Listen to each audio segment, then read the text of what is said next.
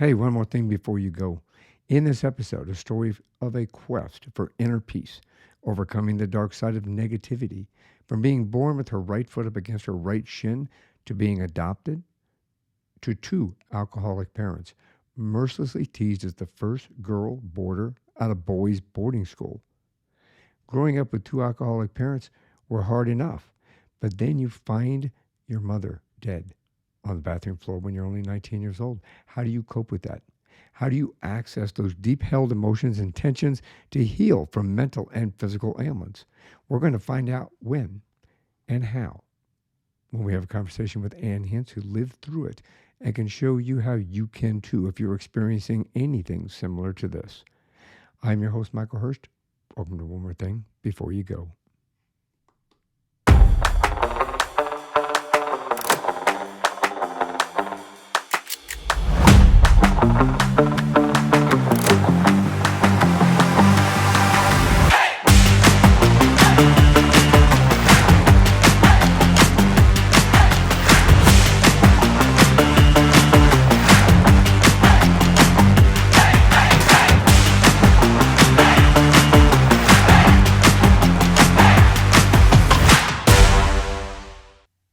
When Ann Hince was 19, she woke up one morning to find her mother dead in her bathroom.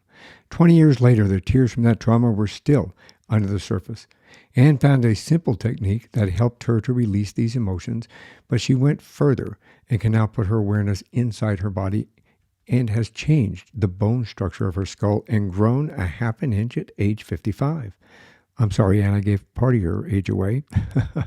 Ann has found that seeking out our truth that we truly feel and accepting those feelings is the key to inner peace. So, welcome to the show, Ann. Thank you. It's lovely to be here. You know, you've had an amazing journey, and I think that what you have to offer to the world is like an outstanding opportunity for us all to take the opportunity to kind of grow and learn from the techniques that you have learned in order to kind of help us understand life from a different perspective and turn it into positive things. Indeed. Yes. You There's so much more to it than I ever realized was possible. I think, when you, and I'm stumbling over my words here. I think that, at least in my conversations on this podcast, especially, I've done over 200 interviews, and I learned something from each and every one of them because the perspectives and the experiences are all unique to each of us, but they all are similar in many, many ways. We just have to be open to understanding that although each one of us have different experiences, each one of us are are unique in our own journeys, that we all kind of share some things about those journeys that can benefit us. Yeah, absolutely. One of the things that actually helped me on my journey was actually being aware that other people have a different experience. And I would ask myself, well, what are they seeing that I'm not seeing? Right? If they're right Yeah. in their experience, what is it they're seeing that I'm not seeing? And can I open my mind to see it from that perspective? And I think you've done a really good job about that. I mean, and again, amazing journey, which we're going to get into. Um, but let's start at the beginning. I love to start at the beginning. It's kind of like the old show, This Is Your Life. I like to kind of unfold your life a little bit so we know where you came from and how you got to where you're at. Can you tell us where'd you grow up? Sure. My beginnings are a little bit unusual, I think. I was actually conceived in New Zealand, and my mother found out she was pregnant on her way back to England. She was going back by boat, and then she actually hitchhiked across Canada in midwinter in the first trimester. And she Wow. went back to England, and I was born there. I was actually born with my right foot up against my right shin. So the first 6 weeks of life were physical therapy. And then she gave me away for adoption. She knew she had made that decision on her way back that that's what she was going to do. So I was adopted into a family that had just suffered a trauma. They had a 2-year-old boy that they had adopted as a baby, and they adopted another little girl, and they had her for 6 months. And then that birth mother changed her mind. So they had to give that little baby girl back to her mother. And I was the replacement into the family for that. So obviously she wouldn't have been able to connect, or they wouldn't have been able to connect as easily with me because they were afraid that my birth mother would do the same thing. But she didn't. And at 6 months, we started to move around the world. My parents had already lived in multiple places around the world. So we had 6 months in England, or however long it was, probably a year. And then we went to Barbados first, and then we moved to Sierra Leone. And when we were in Sierra Leone, we had a house fire, and I was the one who saw the flames coming through my bedroom wall and alerted everyone. And then from Sierra Leone, we moved to Hong Kong, and we were in Hong Kong for several years. While we were in Hong Kong, I was sent to boarding school in England. My brother was already there, and it was a boys' boarding school. So I was the first girl boarder at a boys' boarding school. I was there for 2 years, and I was teased mercilessly while I was there. Excuse me. And then I went to a girls' boarding school, and while I was at the girls' boarding school, the family moved to Bahrain in the Persian Gulf. And then from there, they went back to England. So I've lived That's in an many countries. amazing. That's a lot of moving. May I ask what your parents did for a living? Is that why you guys moved so much? Yes, my dad worked for Cable and Wireless, a big telecommunications company. Oh, very interesting. That's interesting. You know, it's it. I was not adopted, but I've talked to other people that were. But I did have a stepfather for over 25 years because my father passed away at a very early age, and so I relate to a certain extent. But my father, Burl, became my father, and Burl, it proved to me that you don't have to be blood to be family. You know, he was great to me, to my wife, to my kids. You know, my kids only knew him as grandpa. They didn't know him as step grandpa. They knew him as grandpa. They didn't, you know what I mean? So I'm very happy that you found a family that you were able to settle down and into. That's very nice. Thank you. It's a little bit more complex than that. Well, yes, but this is your story, so I just want to interject a little bit of the fact that you don't have to be blood to be family. You know, you can find a family for adoption or for as a stepchild. You know, you just have to kind of look over that, I guess. Right. I mean, I didn't know I was adopted until I was 13 and my brother was 15. That's when we were told that we were adopted. And I actually met my birth mother when I was 17 because at the adoption, she'd actually been handed the wrong adoption papers for a moment. And she saw our surname and she saw the place we lived, the little village we lived in Cornwall. And there was only one big employer in that village, and that was Cable and Wireless. And she happened to have a cousin who worked for the same company. So she looked at the company magazines and she knew which countries we were living in at the time. And she knew when we were back in England, and she contacted us when I was 17. And then my adopted mother died when I was 19. So it was like there was 2 years I had where I knew both of them. And then it was almost like I reverted back to my birth mother. So it was a little strange. Yeah, very very interesting. How did you? I know that we started this introduction with the fact that you found your mother on the floor of the bathroom. Can we talk about that? Sure, yes. Both of my parents became alcoholics in my teenage years. And my dad had anger issues anyway, so I got PTSD. I would say I had PTSD from living around him and his anger issues. But they also both started drinking a lot in my teenage years, and my mother would drink a bottle of sherry a day. She essentially pickled herself, I would say. And she had throat and lung cancer from drinking and smoking, I believe. And one night, one of the tumors in her throat burst, and she that started in her bedroom. She walked past my bedroom in the night and bled out, I guess, in the bathroom, and that's where I found her in the morning. And at the time, I was the only one in the house. My brother was at his girlfriend's house, and my dad was working in Saudi Arabia at that point. So it was it was a big trauma, and I just really dealt with it the way I'd done with all the other traumas I'd dealt with throughout life, and I just suppressed it because I didn't know there was anything else to do, to be honest. So I just carried on with life. Yeah, it's interesting. You and I have some thing in common there. Both my parents were alcoholics. And it's difficult to grow up in that environment. It's difficult to, you kind of, I agree with PTSD in regard to that. I think they've just started to recognize children that have grown up with, or people that are in that environment, suffering from post-traumatic stress disorder, which I'm happy. I need to say this very carefully. I'm not happy about the circumstances they're in, but I am happy from a personal perspective and a professional perspective that they're starting to recognize that that is post-traumatic stress disorder, and people can get help once they recognize that, growing up, especially in that environment. So you, you went to carry on. Did you go from there? Did you go to college? Did you go to university? Yeah, I was actually at university at the time when I found my mother. I was actually home for a little bit.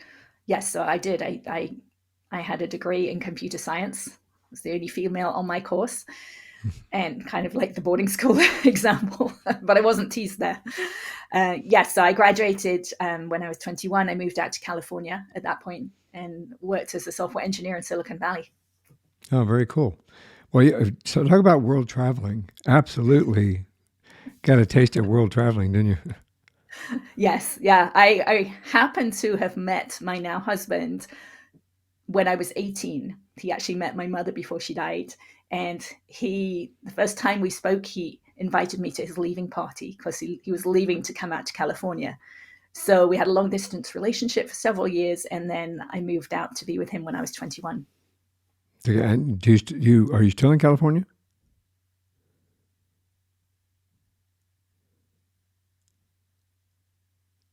And I think you froze on me. Do you still live in the California area? I do, yes. I live in Northern California in the Sierra foothills. So I've got to ask this just as a side note. With everywhere you've traveled in the world, um, what's your favorite place you went to? Huh. I loved being in Hong Kong. I loved the food. I loved the beach close by. But in England, I love the greenery. It's so green there, and I miss that in California. But the weather in California is beautiful. So I'm not sure that I have a favorite place, but there are different aspects from different places. From different places. That makes sense. That works. Um, so your mother passed away when you were home from school. Um, from that point in life, you graduated. Uh, you said you met your husband there. Did you start your own family then? Yes, well, in my 30s, yes, I have two boys who one's 23 and one's 19. Congratulations. I have two girls. I'm a parent as well. Excuse me. Let's talk about your journey into um, understanding from a deeper perspective within inside of how to deal with emotions and how you started that embarking on that journey. I know that you worked in the Silicon Valley area. You were working as a is it computer science? Software engineer. Software engineer. Well, it's a little bit different. I probably A little software bit. software engineer is a little more. Are you still a software engineer, or are you primarily dedicated to what you do on your website and what you do now for people? Yeah, I haven't been a software engineer since I've had kids. So yes, I was a stay-at-home mother for a long time. So during my 20s and 30s, most of my 30s, I was trying to heal. I had a lot of stomach issues, a lot of digestive issues, and I tried outside things. I tried changing diets. I did fasts and cleanses and all sorts of things, different diets, a lot of different diets, just to ease that tension on the inside. And things would work for a little while, but then I'd always revert back to how it had been in the past. So it wasn't until I was in my late 30s and my boys were young that I had what I call a business altercation with a couple of other mothers at school, where they told me I'd done something wrong. And I didn't think I'd done anything wrong, but they were self confident, self assured, authority type women. And I was not. I lived in fear. So my mind went out of control. It just started going over and over what they'd said and what I'd said and what I'd done. And It just went on for days and I couldn't sleep. And I realized at that point that I don't think this is normal.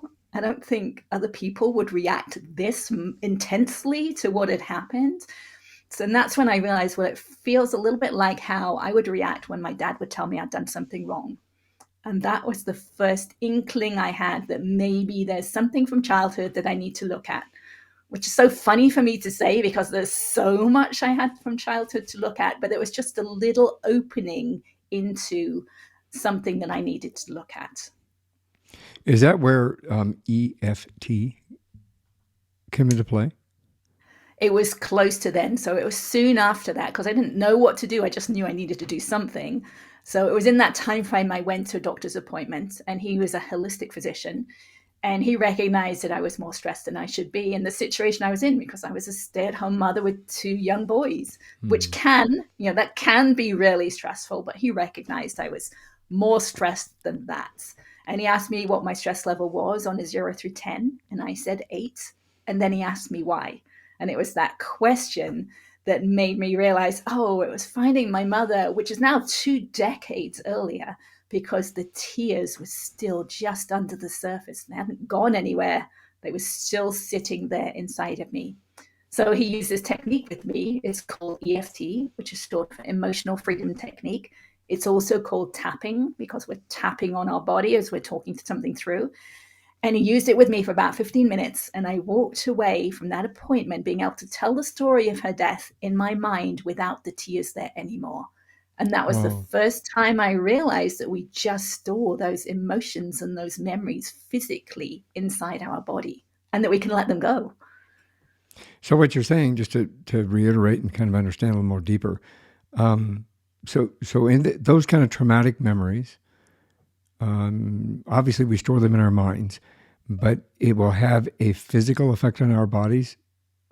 Yeah, we don't just store them in our minds, we store them in our bodies. Our bodies as well. Do you think that Yes. attributes to disease or to maybe injuries or things like that?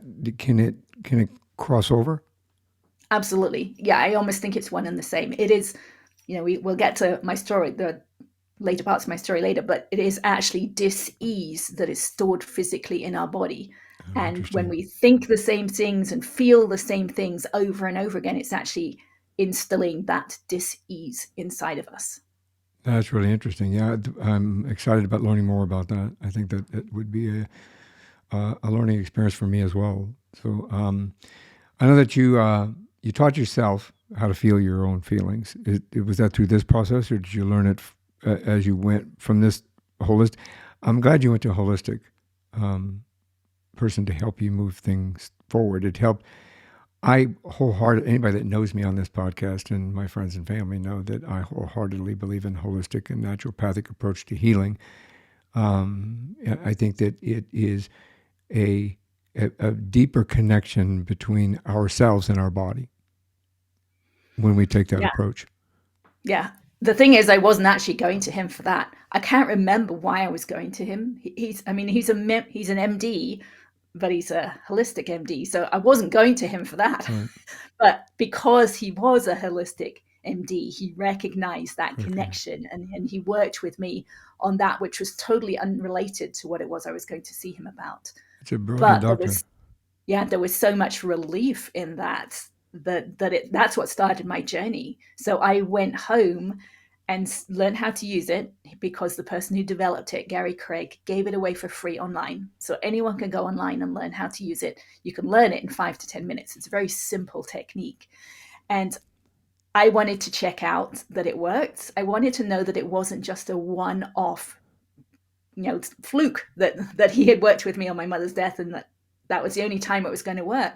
So luckily for me, I had a cat at home. Well, it wasn't luckily because he was actually dying, but we'd been told he needed to have a daily saline shot, an injection of saline, and I was going to have to give it to him. And the first time I gave him that shot, my hand was shaking almost out of control. It was ridiculous. I wasn't going to be able to do it on a daily basis, which is what we had just been told he needed to do. So I thought, well, I'll just tap on it. I'll try out this technique and see what it does. So I tapped about my hand shaking, about my fear of hurting the cat and the fear of giving him the injection. and all the memories I had from all the injections I had had from living in all those different countries. And the next day, when I gave him the shot, the needle just slid right in. All that fear that I had been holding inside the day before had totally disappeared. And that's when I realized two things. First of all, EFT is deceptively powerful. Doesn't look like it's doing much, but it really is. And that freedom is on the other side of that fear and those emotions. And that's where I wanted to be. That's amazing. I mean, when you stop and think about it, I mean, those of you that are watching and listening out there, any of us that have gone through any kind of PTSD or stress, do it, even with my disease, when I mentioned earlier, unless I have a flare up, anger or tension or stress will cause me to have a flare. And I'm assuming that the tapping or the EFT would kind of help relieve that in that particular case. Am I understanding It would correctly? help relieve the anger or the stress or whatever's happening, because EFT is working on finding your truth in the moment, right? So you actually notice what you're thinking or what you're feeling, and you tap on that. You tap on accepting it. It's like, I feel angry and that's okay, right? Or I'm feeling stressed about this thing and that's okay. I'm going to feel that stress. I'm going to tap on my body on the specific places that are part of the EFT sequence. I'm going to tap on those places as I'm saying something like, I'm stressed, right? I just feel stressed right now. Right. And it releases that tension from the body. So if you were able to do that in the moment, then perhaps the flare up wouldn't come. That's very interesting. Do you think it's beneficial not only physically but mentally? Absolutely. It's all connected. All connected. It's all connected, right? So I believe every mental thing, even, I've got to the point that I can get so deep in the body that I can feel what happens in the body when we think a single word, right? So even Oh, words have a physical component to them. So thoughts have a physical component. So beliefs have a physical component, right? So it's all also physical. well, and I can understand that. I mean, when you stop and think about it, when we feel happy, I mean, we can feel it deep inside. We can feel our heart happy. When we feel sad, we can feel our heart sad. We can literally feel it. When we feel angry, same thing. And The when you whole, see someone, and we yeah, see, when you see someone who's angry, you can tell you can that they're tell. angry by the way they're holding themselves. Yes, Yeah. And 100%. that's the physical, what I call the physical sensations underneath the emotions. There is tension in the connective tissue or the fascia in how we hold ourselves when we're feeling a particular emotion. And that's what I started to become aware of, right? I did a lot of tapping. So I wrote down every emotional memory I could think of from my childhood. And I tapped through one of those each night for about an hour to an hour and a half each night until I'd gone through them all. And I found my mind becoming quiet and peaceful, which was my goal. Oh, It was really nice. And I realized that EFT is actually opening up the subconscious mind. It's opening up the memories that are stored inside. And as we allow them to be expressed, the feelings that we've suppressed, as we allow them to release, we actually expand our awareness. We're kind of letting go of those barriers, those emotional barriers that we've had around ourselves, and we're becoming more vulnerable. We're more open to how we're feeling. So I started to become aware of my emotions. And then I became aware of the physical sensations underneath the emotions. So, like for me, fear, I often felt fear, and I would feel that mostly as tension in my stomach or my solar plexus, right? Possibly right. hence all the digestive issues. So when I became aware of the tension, the fear as tension, then I could focus on those physical sensations themselves. And I didn't feel like I needed to tap as much. I could have tapped about the fear in my stomach. I could have used those words and I would still access it, but not as directly as just feeling those sensations. Right. So now I've gone out of the mind, right? EFT is working more with the mind and the tapping connected to the physical. But once I could feel those sensations, I could just be in the sensing mind as opposed to the thinking mind. And I would just feel that fear in my stomach. I had to teach myself how to feel the feelings. That's what I call it, just feeling your feelings. Right. And it wasn't as easy as it sounds like it should be, right? Because I'd suppressed them for decades. And to actually feel them, I realized I actually had to hold myself like a statue. So I would do it while I was doing the dishes. I'd recognize I'm thinking a thought, and this thought is fearful. So then I would stop. I would find that fear sitting inside of me, probably my stomach, and I would focus on it. And the only way I could focus on it would be to hold myself like a statue. So I would totally stop moving. And I also had to stop breathing. I had to stop breathing at that place in my breath where I could feel that tension. And then I would hold myself like a statue. I would talk to the fear. I would talk to that tension inside my stomach. I would say things like, I can feel you right there. I can feel you, fear, sitting right there in my stomach. And I just want to feel you. I want to allow you to be felt. I want to acknowledge you. I want to accept you. I just want to feel you. And at some point, I would have to take a deep breath. And during that deep breath or before it, around that time, there would be a shift. And that tension or that fear sitting in my stomach would release slightly. And then I would think the thought again, this fearful thought. Feel where the fear is again. Do the same thing.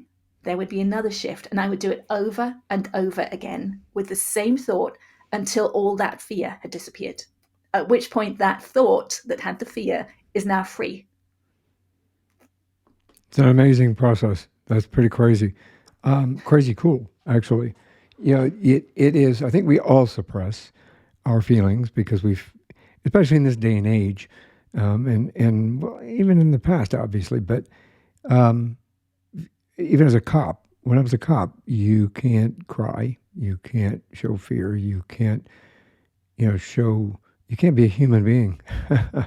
You're compassionate and you're empathetic, but it's difficult to show how you really felt. You can't show somebody that you're scared. You can't show somebody that, I had 5 suicides during Christmas Eve and Christmas Day that I investigated, which to me, I just suppressed those down. Every time I knocked on somebody's door on Christmas Eve and Christmas Day and had to knock on somebody's door and say, hey, I'm sorry, and they're going Merry Christmas and Happy New Year, and you have to say, can I talk to you outside? And you can't break down. You have to be strong. So we, as human beings, me and my particular job, I had to learn to suppress those, and Absolutely. they Yeah. compound upon each other. I have almost 17 years of that, of doing that. It took me a long time to. That's why I get into meditation. So I kind of say that because it almost sounds like a similar to meditation and acupuncture at the same time. Do you think there's some similar modalities in there? It is a little similar to that. Yeah, the acupuncture. I mean, it is a form of acupressure because you're tapping on the body, right? But at least the EFT is, right? You're Right. tapping on the body as you're talking through something that happened. Let me just go back to what you just said because I don't want to forget it. It's like when we're suppressing or not expressing how we're actually feeling at the time, we're putting on a facade. And what we're doing is we're kind of pulling on the connective tissue, right? Our connective tissue wants to express something. We're forcing it not to, and we're storing those emotions and those feelings inside that connective tissue. It's getting stuck. It's still in there and it will come out if you let it, if you find a way to let it. That's my dogs coming upstairs. That's I'm okay. sorry. That's all right. Life, this is life, right? Yes. Right. So I do believe all those tears that we have never shed are actually still stuck inside of us and they will release if we find a way to let them release. But when we suppress it so much, and think of the armed services, right? They are trained to suppress it all. Like we We are hear as about cops some, too. You're trained to right. suppress it. You can't if you get hurt, you can't go out just a minute, time out. Right. But with EFT, right, with EFT, if you knew EFT, you could go home in the evening and you could tap through the events of the day and let it out at that point so that you're not carrying it into the next day. That's very beneficial, actually. In many ways, that's very beneficial. I mean, again, I've learned in meditation, and this would give me another step. Personally, would give me another step to continue to release everything that was held within me from the time I grew up with two alcoholic parents, my father passing away, all the way forward through my career. So yeah, I think Right. it's a very interesting approach to all of that. So meditation is slightly different. There are forms of meditation that go more into the somatic or the feeling into the body more, but generally we think of meditation as being in the mind, right? We're trying to quiet the mind or do something with the mind. This work is bringing you out of the mind and into the body. So there is a difference there.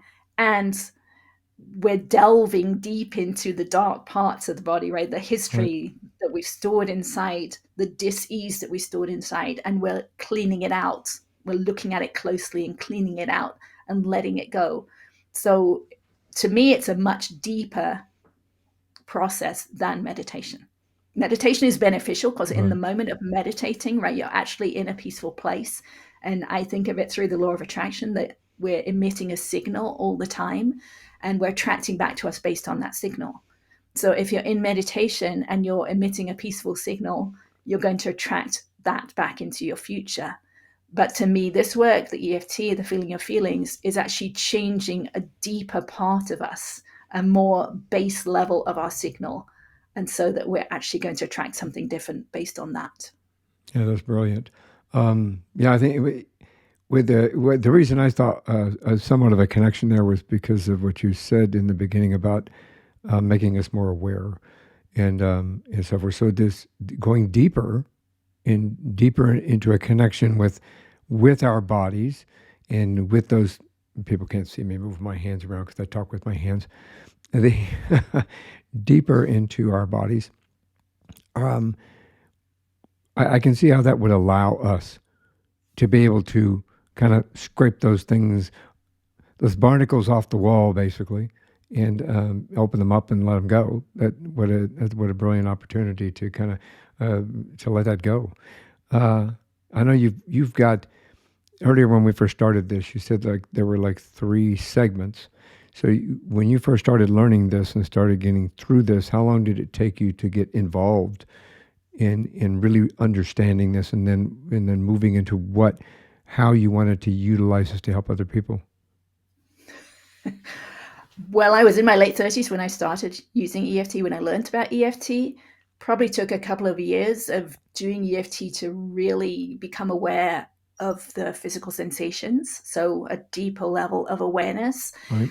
And then started working on that. So I started feeling my feelings rather than tapping. So at night, I would lay on the sofa and feel my feelings. I would work more with collective traumas at this point because I'd worked through my childhood. So I'd bring something like 9/11 to mind because we all have our own experience of collective traumas. So I would bring all those emotions and those feelings back into my body and just feel them and accept them and allow them to shift and let go. And I don't remember the time frame that I was in this period of the journey, maybe a year, 2 years, 3 years, I'm not sure. But at some point, I actually found that I could keep my awareness inside my body after the tension had dissipated, which was the first part of the journey that I'd never heard of before. I didn't know it was possible to do this.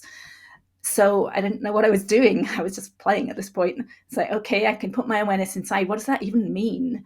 So the only way I can kind of explain it to you is imagine you have a toothache or stomach ache. You can pinpoint where that pain is coming from. But once the ache has disappeared, you can't pinpoint it anymore because it's gone. It's not calling your attention there anymore.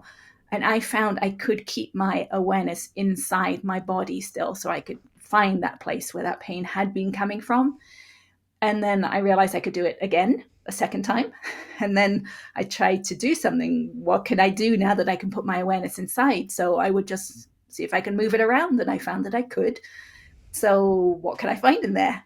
I would find that I could find tension or no tension. So I'd find a place that felt like it was tense. I would focus on it. Same thing that I was doing with the feelings. Focus on it, hold my awareness there, and there would be a shift. And then I would do it again, and again and again until the tension had released. And so I just kept doing this. I would move around my body and release tension. And I'd find all this tension, and I had no idea, I had no awareness that it had been there before. But it had, I just hadn't been aware of it before. So it took me many, many months, I don't know how long, but many months before I could actually put my awareness inside my head. And when I got my awareness inside my head, it was eye-opening to me. There was so much pain in my left cheek, and the forces that I could feel pulling my bones out of alignment was just out of this world. Amazing, these forces inside of my head. And I had lived 50 years without knowing that these forces and this pain was inside my head. So we are just not aware of this tension or this dis-ease that we actually keep inside from our past, from everything that's happened. So as we go through this journey, we become aware at this deeper and deeper level. And as you go, you become able to deal with it, right? So I was actually able at this point to focus on this pain in my cheek and let it go, focus and let it go, just over and over again at a deeper level each time. And eventually I got to a point where I actually heard and felt something release, and it felt and sounded like old fabric ripping. And that's when I did some research and realized that it's actually an adhesion in the connective tissue that is actually releasing. So I realized I wasn't hurting myself because I was a little afraid the first time it happened. So I just kept doing it.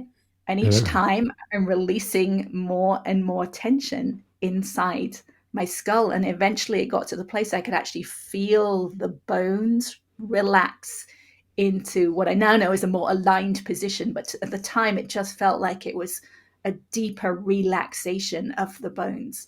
And that was pretty interesting. That, I mean, when you hear it from this side, that's an amazing,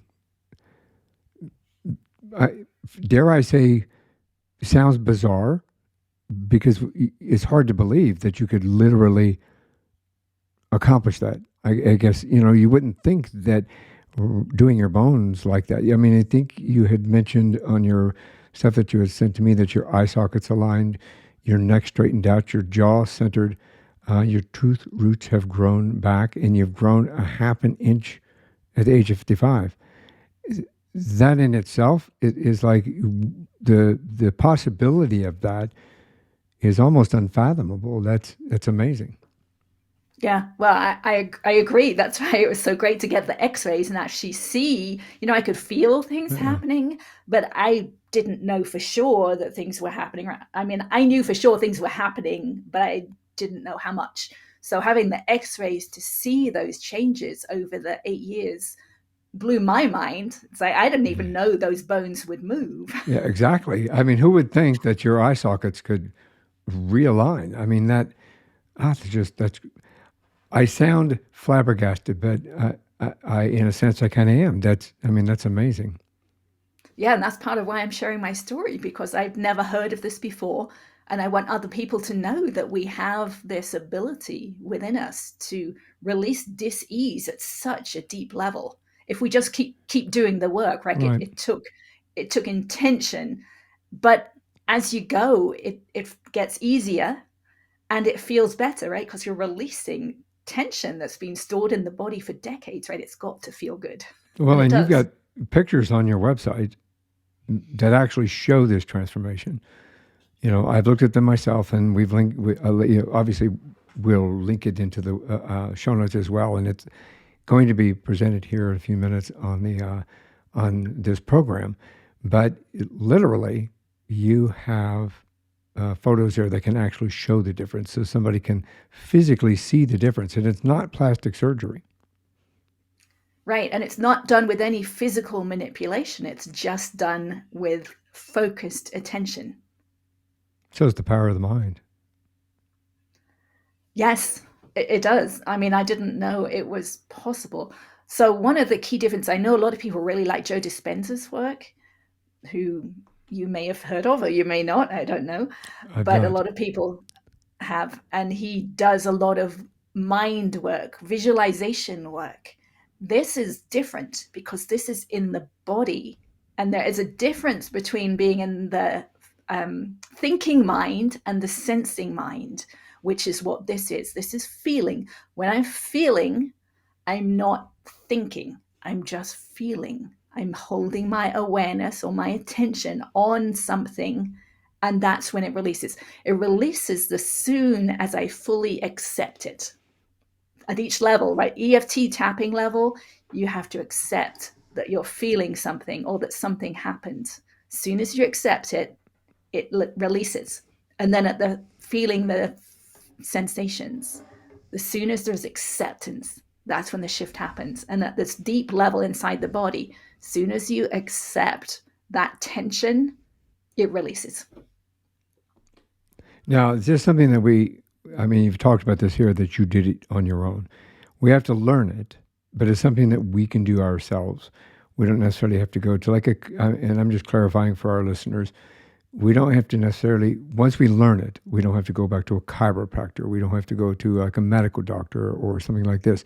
This is something that we can learn, that we can do ourselves, that we have control over, that we have the opportunity to heal ourselves from this perspective. Absolutely. Now, I'm someone who likes to do things myself. So I did all of this myself for free, and anyone else can do the same thing. You've got to be willing to realize that freedom is beyond those emotions, because sometimes it's scary to look at our past. And that's why some people need a therapist or an EFT practitioner. There are EFT practitioners to help them through, to find the words even, to help them through this period of time. But absolutely, someone can do it on their own. I mean, I think of it, wouldn't it be great if like people in prisons had this information, right? And they did their own healing over the time they were there, because all you need is time. Right. You need to be willing to, well, you need willingness and desire. We all need that. The first step, we all have to take the first step. If we don't take that first step, we're not going anywhere. Yeah. And I believe at this point, the more trauma you have in childhood, the greater your capacity for spiritual growth. If you decide to take it up, if you really want to, I think you can grow more because you've had more trauma in your life. My brother chose not to do any of this work. He's already died. He became an alcoholic too. But he had the capacity, but he just didn't do it. So, well, unfortunately, yeah, I'm sorry to hear that. Unfortunately, those of us that have grown up in an environment that we have to become adults very quickly and again, we have to suppress, as you said earlier, we can't be a child, we can't be a teenager, we can't be a normal individual like everybody else gets to do. We have to take care of our parents. We have to take care of ourselves being in those environments. It's very difficult to kind of move out of them. There are a few of us like yourself, like myself, and others that have taken those steps to evolve from that, and I'm happy for that. And this sounds like an absolutely wonderful opportunity for people to be able to take a positive approach and a proactive approach to helping them overcome trauma like that from childhood. You're a testament to that. How has this changed your life? Oh, so many ways. But let me say something just before we get there, because you mentioned the word positive in what you just said. Let me just emphasize that a lot of EFT practitioners, a lot of EFT online, they have gone more towards the positive. Now, a key part of this journey of mine is actually realizing that what we need to do is actually accept wherever we are, however negative it is. We have to accept it. If we're trying to think positive, what we're actually doing is suppressing what we're actually feeling, right? We're thinking, well, that thought isn't good enough, so let me do something else. But if we fully accept the thought we're having, it shifts. And then underneath it is already a more positive thought. Right. Positive thoughts will actually arise naturally if we let them. It's when we try, it's that word try, when we try and think differently or positively, that's actually hurting us because we're suppressing. So There's one thing. Well, I agree with everything that you just said. And if I can add this, as an individual that had to learn to walk again, the thing that the physical therapist kept instilling upon me, and this is kind of cliche, they said, don't try, do. Don't try, do. And I think it applies to this as well. You can't start to heal unless you do. In my opinion, you can't start to heal unless you do. It got me walking again. It got me walking out of a wheelchair. It got me to walk my daughter down the aisle, and it got me out of the depression I was in, out of the anger I was in. I had to take that step and do. My daughter said it to me when I was sitting in a wheelchair. When I asked her what she wanted for her wedding present, she said, "I want you to walk me down the aisle." And I said, "I can't." She said, "You can. You just have to do it." Wow. Good job. Thank you. Yeah. And it kind of applies in here. So at what point in time did you decide that I'm going to take what I've learned and create an environment for other people to come and do the same thing? After I had been able to put my awareness inside, which I believe is insight, I believe it's the original meaning of the word insight, being able to see inside. I wanted to write it down at that point because I'd gone through these specific steps. I realized along the way, and certain things happened along the way, right? The body does some weird things when it's releasing trauma and releasing stuck energy. So I wanted to write it all down. So I did. I wrote it in a book. But could I go back and just say all the changes that have happened? I'm assuming that's okay. So many changes happen, right? It's a process of enlightenment as we release that burden that we've been carrying, because I felt really heavy throughout my 20s and 30s. I felt weighed down. And this releasing is actually releasing the burden we've been carrying. We actually start to feel lighter. It becomes easier to laugh and to smile at things. So that's one thing. Also, I believe, we'd talk about the signal that we're emitting changes, right? So as I became more peaceful on the inside, less reactionary on the inside, that's what happened around outside, right? So relationships with other people became more peaceful. Life itself became more peaceful. As I was more balanced, more aligned on the inside, things start to align on the outside. And really fun things start to happen. Just synchronicities. I had an incredible day yesterday. So that happens.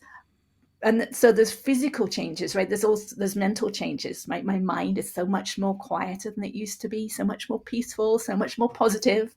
There's so much more understanding. As we understand ourselves on the inside, right? As we can see ourselves on the inside, I can see energy, I can see blockages on the inside. I can see that on the outside as well. So as within, so without is absolutely true. And then one of the fun things that I've only just realized in the last year or so is that our head is our echo chamber for our voice. So as I started to release the tension in my head, my voice would change. So I always used to love singing to myself in the car, in the shower, but my voice was not very good at all. My dad always used to tease me about my voice. There were notes that I couldn't sing. Shame But on as Daddy. oh, absolutely. As I've released all this tension on the inside, and I have more to go, my face is definitely not symmetrical still. But as I've released more and more, my voice has changed. I can actually sing notes now that I could not sing in the past. So for me, that's a really fun change. That's a great change, actually. And singing helps us to release tension It does. and emotion, actually. That's probably why Taylor Swift writes all the songs that she's angry about all her boyfriends and all that kind of stuff. She puts it in song and she sings it out, and she's doing well. Yes. I know you said every time that you release tension somewhere in the body, it also releases in your face and your neck. I know we just talked about that, but can I touch kind of more importantly on that? Do you feel?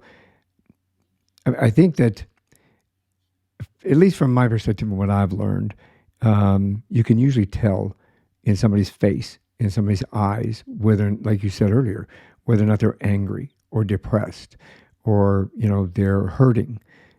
These type of things, you can see it in somebody's face. It's not, if you're looking at them and you're looking correctly. Um, from that, from the physical and mental capabilities of EFT, do you think it can relax our face enough um, to, well, this may sound kind of bizarre, but to give us back more of a youthful look because we're taking away the crow's lines and the squinting and the everything associated with that, allowing us to release all that tension and kind of make us a more what can make us better looking. Yes, I mean, absolutely. There's multiple aspects to that. So yes, it's releasing the facade, right? That facade is held in the connective tissue in our faces and the rest of us. But I believe it starts in our faces because we're wanting to express something with our face, but we're holding it back. So we're holding that tension and it's stored in the fascia, the facade of our face. Right. So as we're releasing that, it's releasing that tension. And yes, I think those the 11s. We talk about those 11s, those lines between our eyes that people get as they Right. age. That is from the tension holding the pressure of our eyes together. So I know I'm releasing that. I use my hands as well, just like in the air. It's a little weird. But It, yes, I can actually feel the tension release and the eye sockets pull apart somewhat as I'm doing this work. So yes, I know that is all due to tension stored in the face and that we're releasing it. Even when we're doing EFT, right. we're releasing it at some level. As we go deeper with the feelings and going inside, we're actually releasing at a deeper level. So yes, I do believe it can change us. And the more we release the tension in the neck, right, the more we can actually move our head to see different perspectives. So as within, so without, if we can see different physical perspectives, we're also able to see different mental perspectives. Well, and realistically, we all keep our tension in our neck, and that usually results in a headache or a migraine or something like that. And then stiff neck. My wife sitting at the computer all day and having to work on the computer, she ends up with neck pain and holds her tension in her neck. And I know that it was like getting a neck massage, basically. Um, kind of, just a little bit. It's almost like getting a neck massage from the inside out. Can you help us understand maybe some steps that our listeners or viewers can start taking steps to learning how to feel our feelings? Sure. One of the first things I started to do was think about the law of attraction, right? Think about the signal that I'm emitting. So told myself multiple times a day, okay, what's my signal right now? And do I want to feel this way again in the future? And most of the time, the answer was no. So then I would do something about it. So the most simple thing you can do is just take a deep breath and let it out, because even doing that is going to change the signal, which is then going to change your future. So if you want to do something a little bit deeper, learn EFT. It's very easy to learn and tap, right? As soon as you notice yourself feeling emotional about something, just tap until you feel a shift. Or if you don't want to learn EFT and you are aware of those physical sensations, I couldn't have done that at the beginning. I was not aware of those sensations. But if you are aware of holding your tension, where you're holding it, then just feel it and allow yourself to feel it and not suppress it, but just accept it. And I use those words over and over again. You actually have to do that work to feel it and practice it because we're just not used to doing that. Do you think it's a good idea for us to kind of journal a little bit to help us through that, to write down, like you had said earlier, you had started kind of writing down all of those things that you had the PTSD from, for example. Do you think that would be helpful? I think it's helpful. Yes, I think journaling is helpful. I don't really do that, but I do recommend writing down when thoughts come to your mind as to something that you're saying to yourself or something memory from childhood. If that comes up, I'd write it down and then tap on it. Absolutely. Very That's cool. how we get deeper inside. Like we can work on things as they come up, But to get to deeper healing, we actually have to go back and look at those things from our past and release them. Can really work for it from that perspective. Pardon me again. Do you think or feel that this can be done at any age? Yeah, I mean, is it too early to start to learn EFT or to start working through issues? No, it's not too early. Now, children wouldn't want to necessarily go back and look at their past because they don't have a lot of past. Right. But if they're emotional, if they're willing, someone can actually tap with them, right? So I used to tap on my son when he had nightmares. I would just go up and I would just tap on his points on his body. I didn't need to use any words because the emotion was already right there. Right. With EFT, we're using the words to bring the emotion or the memory back into our body. But if we're experiencing something right now, we don't need to use any words. We can actually just tap. So I had an experience where I was on a plane and there was a baby that was screaming, and we took off and he was screaming all the way up to altitude. And you know how people don't like that on a plane. So I actually asked the father to change places with me. And then I asked the mother if it was okay if I tapped on her son. And I tapped on him gently, just 2 or 3 rounds, and he fell asleep in his mother's arms because it allowed him to relax enough that he could do that. So you can do it, on anyone. We're going to invite you on our next air flight. You can do that for my wife. She hates flying and she's so stressed out. Well, there we go. So that is something that she could do ahead of time, right? She would tap about how much she hates it. She would tap about her memories of going on flights that have been scary, right? She'd tap about every aspect of flying on planes. And then when she got to the airport, she could tap. If that fear started to arise again, she could tap right then. And then when she was sitting on the plane, she could tap a little bit more. And each time you're doing that, you're getting to a deeper part of it. Mm-hmm. And she could absolutely get over that. And people have done that with EFT. That would be great. We might have to try that. Let's talk about your business and how to get in touch with you and how somebody can get some help if they're looking for help. Sure. My website is annhince.com, ANNHINCE.com. And the X-ray photos are on there. So feel free to go and take a look and see what you could do, what the possibilities are. And I have my book. It's called A Pathway to Insight. And that's available on Amazon, or you can ask your local bookstore to order it. I also have a YouTube channel that has a video demonstration of EFT and of feeling your feelings and some other videos, parts of the journey that you can check out there.